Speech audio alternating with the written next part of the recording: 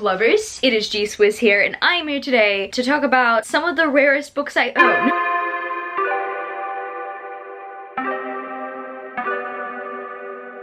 First of all, set up, back to normal. I could say that it was because my injury has recovered, but let's be real, I really did prefer sitting down. It was really fun for a time, but my blinds are broken. So we accidentally pulled the string too hard after it got knotted and they need to be fixed. But my mom was literally saying to me, well, we're gonna fix them when you move out. I'm like, really? It's not even very cash money of you. This is my first video as a 25-year-old. I know, guys, I didn't do the 24 things I did at 24, and I might do that video eventually. It's just, you know, I obviously have not compiled the list as I'm speaking. And then second of all, there are a few things that I do want to share that I don't know if I'm ready to share yet. That video might happen, who knows. This is a 7 on Sunday, and 7 on Sundays are hosted by me. I will link the Goodreads page down in the description where you can check it out and you can participate in a 7 on Sunday in future. And also, this is the first booktube video that I have filmed in like 3 weeks. I don't necessarily know how to speak anymore. I'm just gonna talk about the rarest books that I own. I mean, according to me, you know, I didn't really actually check the internet to see which book is rarer than the other, because at the end of the day, they are the rarest in my opinion that are on my bookshelf. There might be another book on my bookshelf that people are like, GSwiz, those books look very rare. Why aren't you mentioning those? And I will think to myself, really? Like, they're probably more rare than I know. I'm just gonna get started with the books that are kind of the rarest in my opinion on my bookshelf. So I'm gonna be starting off with a book that I actually recently got because it was done for a limited print for a specific subscription service. I know that subscription service books are pretty rare in a sense, because sometimes they have special edition covers. Unfortunately, I wasn't lucky enough to get some really cool Owl Crate ones. Like, oh my goodness, if anybody wants to send me the Bonecryer's Moon one, I will happily accept it. I also want All the Stars in Teeth one. Oh my goodness, that cover is so pretty. Owl Crate does this, a few places do this, and Illuma Crate does it. And Illuma Crate did it with a book that I am so happy they did it with, because the first book cover did not match the rest of the Shadowhunter books at all. And yes, it's a Shadowhunter book. Red Squirrels and Magic. And this is by Cassandra Clare, and it also has a little bit of a rarity in a sense that it has been stamped by Cassandra Clare herself, which is really cool. Now, unlike every other subscription service that does like special printing of a cover, like they change the coloring of a cover, or they somewhat change the design in a way, like for example, the Cruel Prince, like nobody really asked for that design, but they put that design on that cover anyway, but hey, cool. But this one is different in a sense that the cover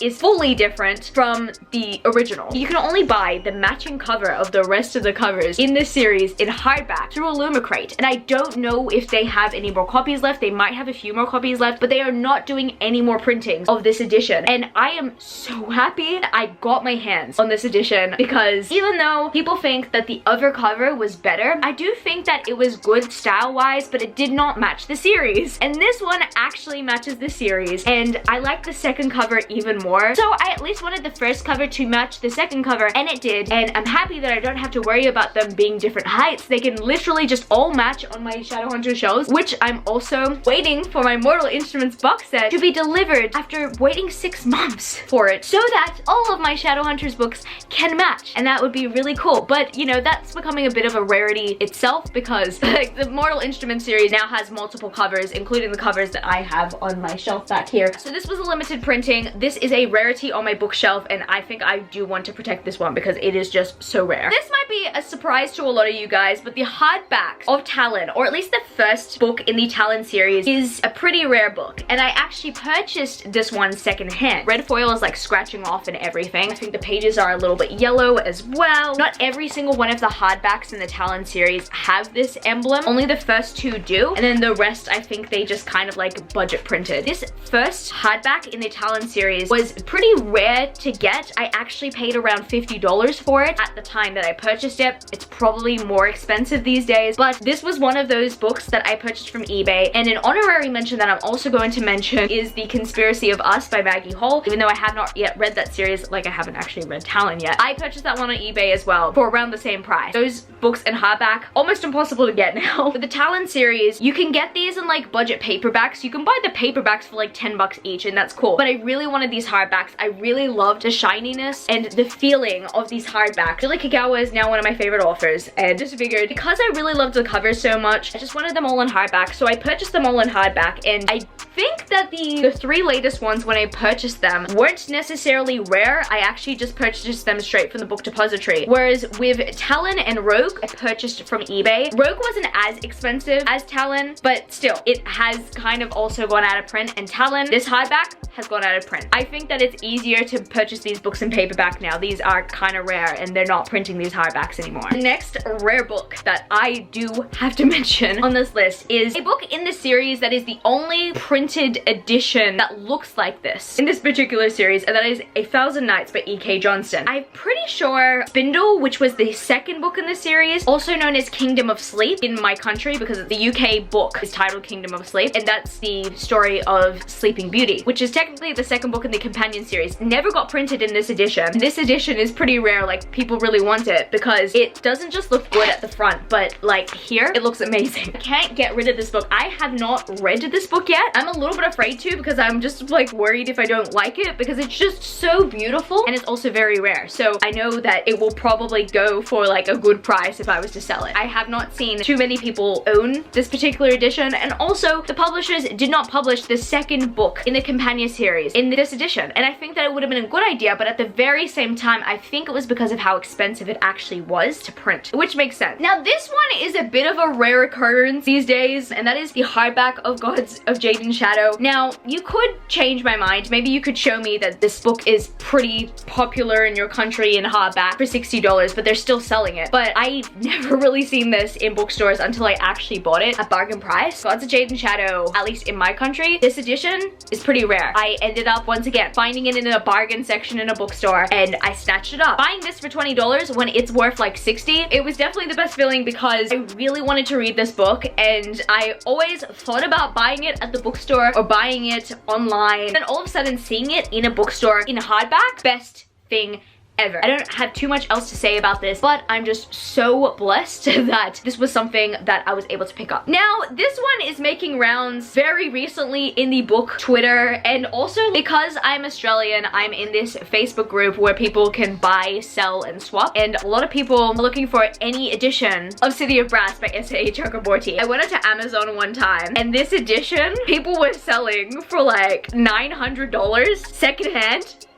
What on earth? I get it. I paid literally around $40 for this hardback, and I was thinking at that time, that's pretty expensive, but I'm really happy that I found it in an Australian bookstore, even though it was an American hardback edition. I'm pretty sure I bought it from Abby's bookstore here in Sydney, Australia on York Street. That is also where I bought Gods of Jade and Shadow. Sometimes you can find some really good rare books there. And yeah, I found City of Brass literally around the month that it came out. And now people are either forced to purchase the US paperbacks or the UK paperbacks, and everybody just really loves either the US hardbacks or the UK hardback. Now that I know like how the pages look of the UK hardbacks, I want the UK hardbacks. Even though I'm not the biggest fan of the UK hardback design, I've never really liked it. Whereas the cover art style of the US editions of the Daevabad trilogy look a little bit more authentic and artistic, in my personal opinion. But I love the UK editions because their pages have some like descriptions on them. I don't know, like it just looks very pretty. And when you see them like all in a row, like their spines are just so satisfying, and I feel like a lot of people are trying to seek out those editions more, but I love these editions better. I am so happy that I at least got the hardback of City of Brass because this hardback is selling at such a high price because it is so rare. And also at the moment, because Empire of Gold is not being sold in US paperback, I think it's the most popular time for people to want to have this rare book. Everyone is seeing Kingdom of Copper in hardback, and they are seeing Empire of Gold in hardback, but they're not seeing City of Brass in hardback. So they want their set to match, but they can't get their set to match if they weren't quick enough to buy City of Brass in hardback, if that makes sense. So that's why at the moment, this is a hot commodity. And do you think I'm gonna sell it? No, I'm not gonna sell it. This is my baby. I have the editions of the Daevabad trilogy that I want, that I've always just wanted and needed, and you know what? I'm just really satisfied with that. Sorry, I'm never gonna sell these. I'm technically gonna show you another book that is actually a lot more rarer than it appears. That being said, the actual rare book that I'm gonna share with you, I actually don't have with me at the moment because my friend who has agreed to give it to me on behalf of another friend that I purchased it from, we still haven't crossed paths. I actually don't have the edition of the book that I'm going to mention, but I have a closer edition to it to demonstrate to you that I do have kind of a rare edition of a book. Yes, I mean, the one that I'm just about to even show you physically is also a pretty rare book, but the one that I'm going to also be referring to is a rarer book. I have a hardback of Strange the Dreamer by Laini Taylor, but here's here's the thing. These pages are white. And you guys might be thinking, geez Wiz, your pages are white, and even though this is a rare edition of the book, it's not the rarest edition of the book. You're right there. But here's the thing. I own the rarest edition of the book because I purchased it off of my friend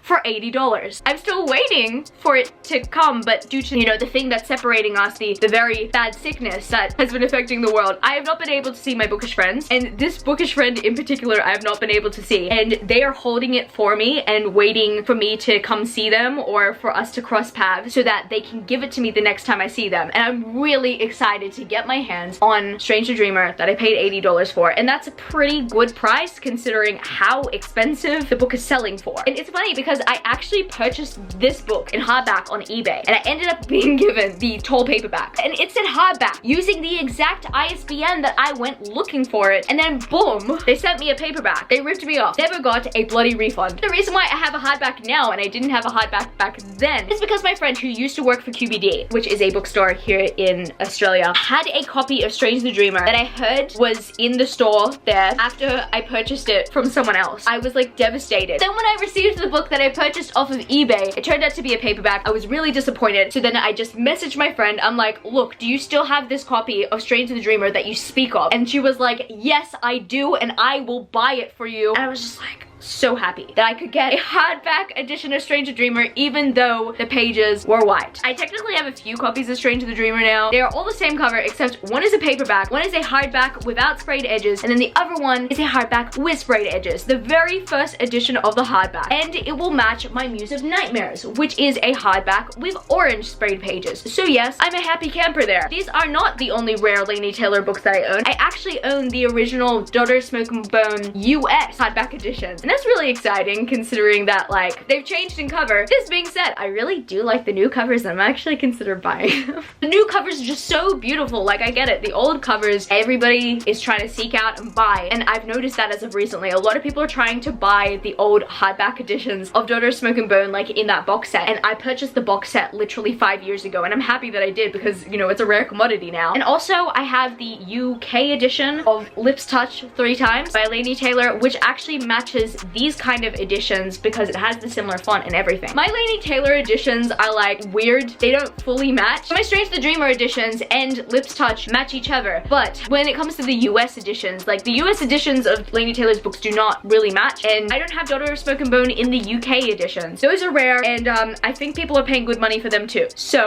yeah, I don't think I'm ever gonna get my hands on those hardbacks. And then we come to the final book that I am going to mention, or at least like the final kind of series, but like the book in particular, because while some of the books are not so rare in the series, this one is. It's Lady Midnight in the Rune edition. I know so many people who would purchase this edition in a heartbeat if they knew that I was selling it, and I'm not selling it. I'm not selling it. So if you know Cassandra Clare's signature very well, you know that that is an authentic signature. That is definitely not a stamp, which is very exciting. I did not just purchase this because everybody else was purchasing this. No, I found out about this edition from Dimmicks when I was browsing their website trying to figure out which edition of Lady Midnight I was gonna buy. I saw this edition on there and it was like $43.99. I wasn't too sure what it was fully gonna look like, but it was known as the exclusive Waterstones Collector's Edition, and it was in hardback. Didn't even have like this text on the front. I think it just had like all these runes and just gold. Like it was a very weird image, and I just decided I wanted to take a chance on it. So I did, and the reason why that I actually did was because if you pre-ordered an edition of Lady Midnight, you would get a rune keychain for free. And I did, and it's like somewhere in this room. I decided that the edition of Lady Midnight that I was going to pre-order from Dimmicks was gonna be this special edition. I didn't know it was gonna be so rare. Actually, no, I did know that it was gonna be very rare because in the description it says only 1,000 copies of this will be printed. And yeah, maybe it might have been a little bit more. I don't know. It is so rare now. Like everybody who owns it and is not gonna give it away unless they really want money. I saw someone literally sell the entire set of the Dark Artificer series in these editions for $1,000, and that sale ended up being successful. Not because the whole series is rare, because let's be real, Lord of Shadows are still selling copies. I see it in bookstores being sold for like 16 bucks. I'm gonna be real, like the design of the Lord of Shadows one is not the best because the material is kind of easy to rip compared to the other two, like Queen of Air and Darkness. That one's rare. This one is rare. I think they really went overboard in printing the Lord of Shadows one, especially because they marked marketed this one as only 1,000 copies were going to be printed. I technically think that that could be true. I think it was more than 1,000. I would say probably like, what, 3,000 or something like that. It could have been more copies because I knew that a lot more bookstores were selling it than I anticipated, but at the very same time, it is very rare and a lot of people are just wanting to buy it and just cannot buy it. And that is because no one is selling it anymore, and if they're selling it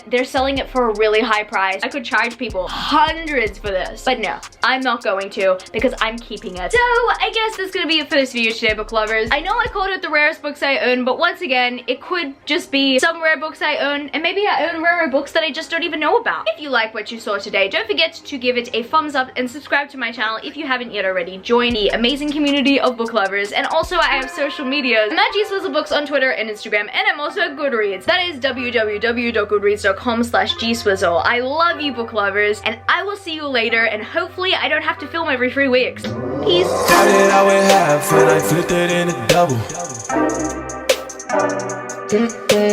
Started out with half and I flipped it into double.